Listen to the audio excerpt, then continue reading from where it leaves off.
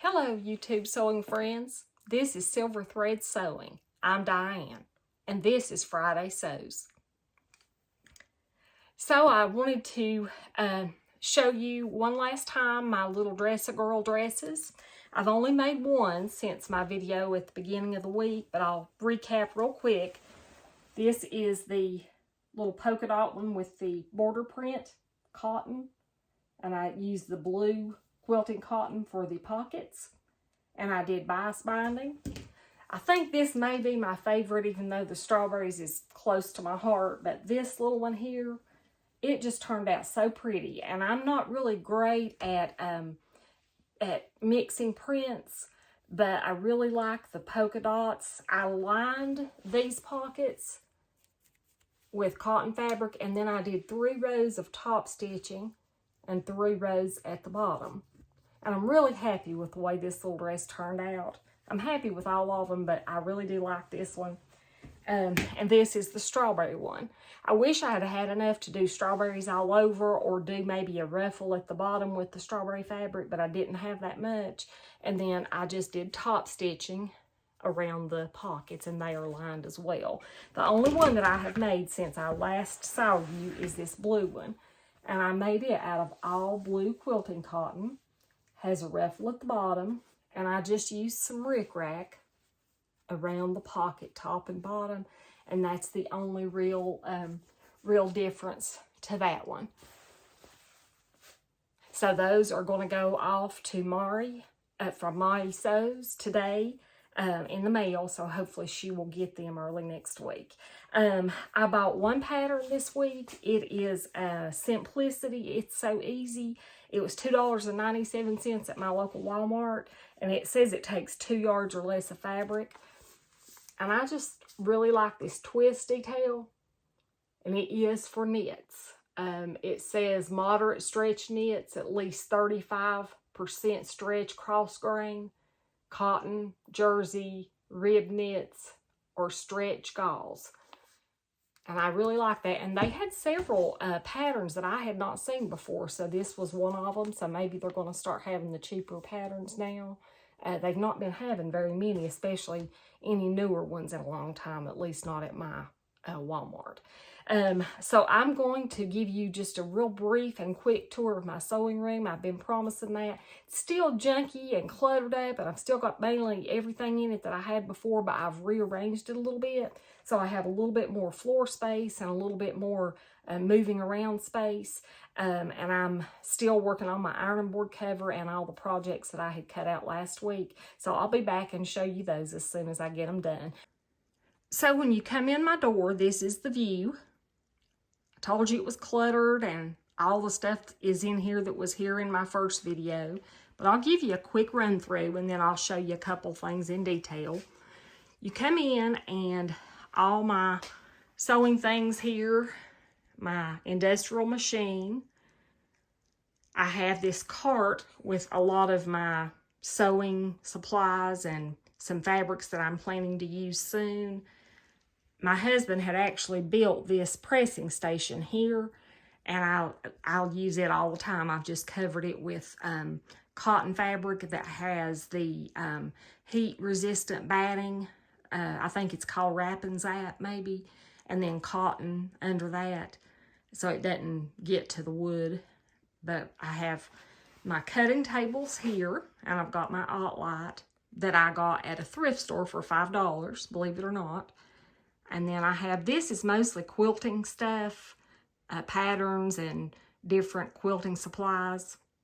That's the only window I have down here, so that's my only natural light. And it's, again, a cloudy day, so you can't see real well. Have my big cutting mat and my tables. Have my iron up on the end, as you can see, and I store my fabric and some quilting supplies and things all in these tubs under my table. And I also have a sleeve board right here that I got from Wawak or Wawak. I'm not sure how you say that. And then, if you recall, I painted this big armoire cabinet here.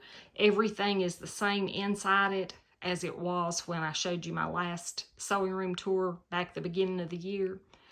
My dress mannequin, she is broken at the minute. Some of her cogs and gears have come out because I guess I had her at the largest size, and I don't know what happened, but she's kind of falling apart, so I'm going to have to work on her for a little bit. Have my big ironing board sitting here. I use it when I'm pressing like a yardage of fabric that needs to be pressed. But I've got it sitting over there out of the way for now because I don't have a lot of room. Of course, this is my Juki HZL DX7 machine. And I have added this mirror. It actually goes to the armoire and a chest that we use upstairs.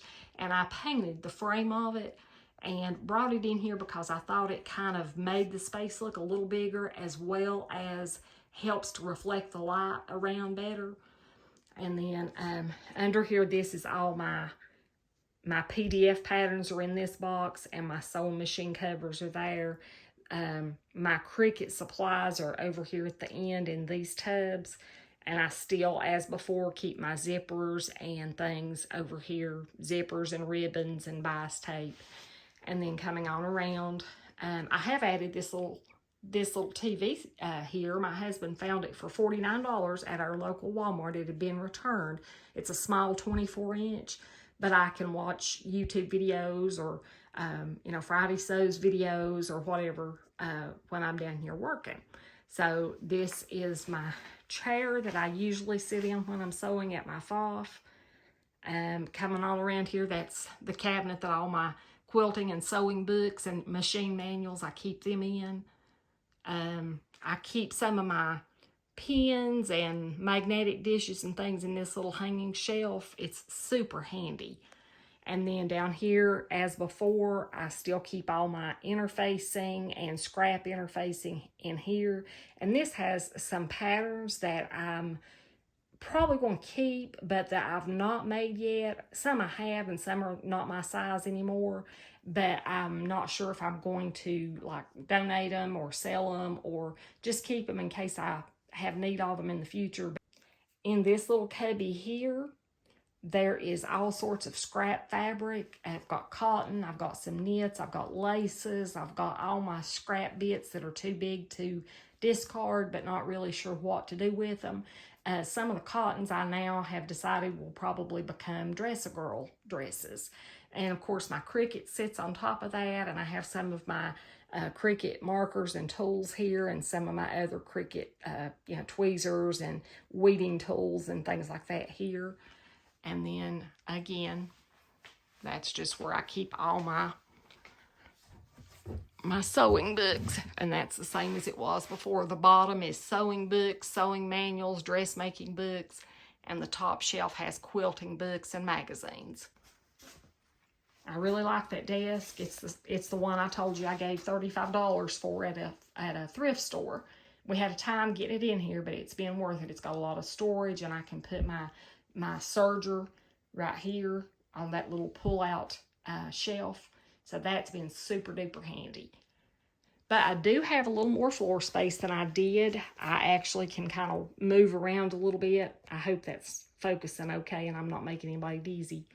But if there's anything you have questions about, I will show you my thread racks real quick. Those have been moved from where the mirror is over there. So I have all my thread up there. I have a few kinds of serger thread, but I don't have a lot of serger thread, so it's in a bin over under my serger.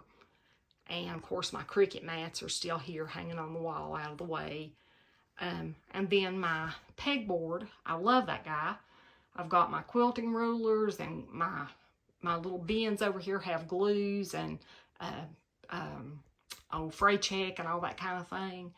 Then I have all kinds of cutting tools, scissors, and rotary cutters and different tools up there. My Ginger scissors that my son, he got me those for Christmas, I think it was, a couple years ago now.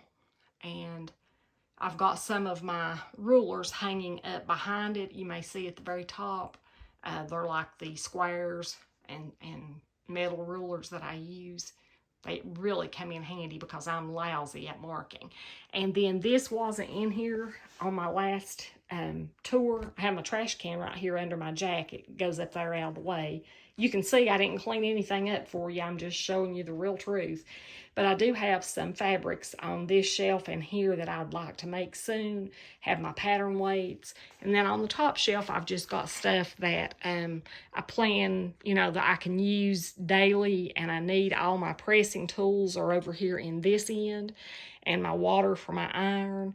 And some of my hot hammer and my rulers that I use in pressing. Have this little guy here has all kinds of seam ripper and marking tools and seam gauges and seam rippers and things like that that's handy to get to. And then in this, I keep all my wonder clips, my small ones, the larger ones, and then these are just the little ones that you would get for paper use, little binder clips. But I find that they're great, especially if I'm binding a quilt and need something a little more sturdy. Have my lint roller there, so that's all very handy, and some more marking tools. So that's about it for my updated sewing room tour, but I'm very thankful to have a big cutting table, and I have this big large mat here, but underneath it I have my smaller one. Probably not the best setup, but I don't want to store it where it would get wavy or wonky, because it's still in good shape. It's just not hardly big enough when I'm cutting out a pattern, especially if I use a rotary cutter. So as always, I wanted to say thank you to Jen from Today in Jen's Sewing Room for starting the hashtag Friday Sews and allowing us to find one another through that. I also today want to thank Mai from Mai Sews for getting together for the Dress a Girl Around the World 2023 event, and also to Elisa from Thoughtful Creativity for allowing us to use her pattern for free to make our dresses if we choose to. So those three people are just amazing, and they're so generous, and of course we're all so grateful to them. So I hope that you've enjoyed what little bit I had to share with you today, and I will see you again soon. Bye.